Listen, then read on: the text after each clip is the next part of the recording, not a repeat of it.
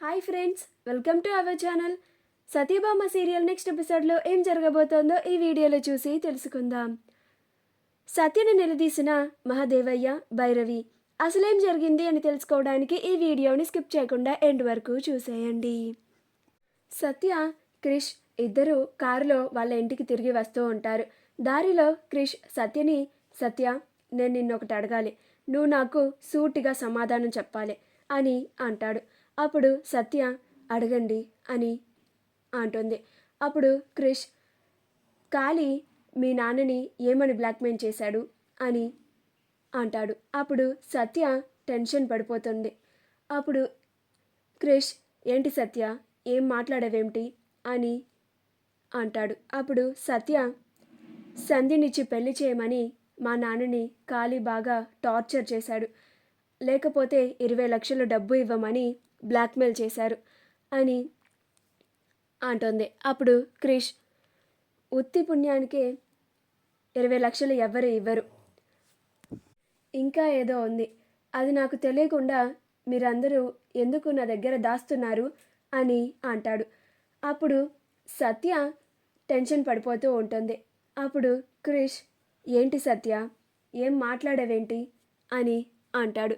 నీకంతా ప్రాబ్లంగా ఉంటే వద్దు, నాకు చెప్పకులే అని అంటాడు. అప్పుడు సత్య అలా ఏం లేదండి అని అంటుంది. ఈలోగా వాళ్ళు ఇంటి దగ్గరికి వచ్చేస్తారు. అలా ఇద్దరు ఇంటి లోపలికి వెళ్ళగానే భైరవి రామ్మ రా, మీ నాయన్ని ఇంటి దగ్గరుండి దించి వచ్చినవా అని అంటుంది. అప్పుడు సత్య లేదత్తమ్మ, నేను మా పుట్టింటి నుంచి వస్తున్నాను, లాయర్తో మాట్లాడి వస్తున్నాను అని అంటుంది. అప్పుడు భైరవి ఆహా, లాయర్తో కూడా మాట్లాడి వస్తున్నావా, మీ అమ్మ, నువ్వు, మీ అన్న, మా క్రిష్, మా ఆయన ఎంతమంది బతిలాడినా కానీ జైల్లో నుంచి బయటికి రాని మనిషి రేపు లాయర్ వెళ్ళి చెప్పగానే వచ్చేస్తాడా అని అంటుంది.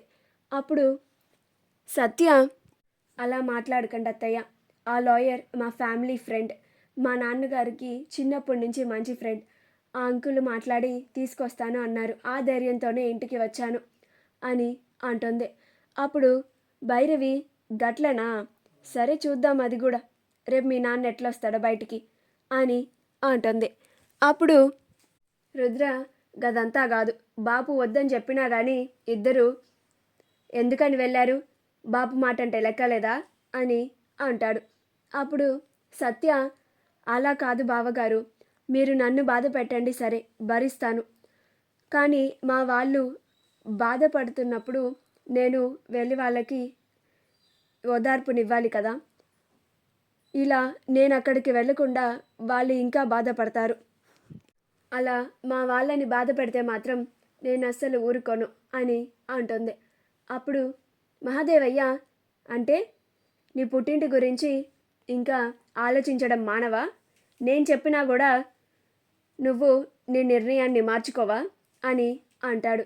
అప్పుడు క్రిష్ గట్ల ఉంటావేంది బాపు, నువ్వు కూడా సత్యబాధని అర్థం చేసుకోవట్లేదేంది అని అంటాడు.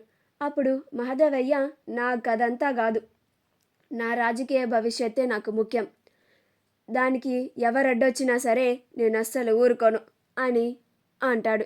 అప్పుడు భైరవి నువ్వెళ్ళి మీ నాన్న కోసం చుట్టూ తిరుగుతూ ఉంటే మహాదేవయ్య కోడలు ఒక హంతకుడి కూతురా అని అందరూ అంటారు, అప్పుడు నా మొగుడి రాజకీయ భవిష్యత్తు ఏం కావాలే అని అంటుంది. మా వీడియో కనుక మీకు నచ్చినట్లయితే లైక్ చేయండి, షేర్ చేయండి, మా ఛానల్ని సబ్స్క్రైబ్ చేసుకోండి, పక్కనే ఉన్న బెల్ ఐకాన్ని క్లిక్ చేయడం మాత్రం మర్చిపోకండి.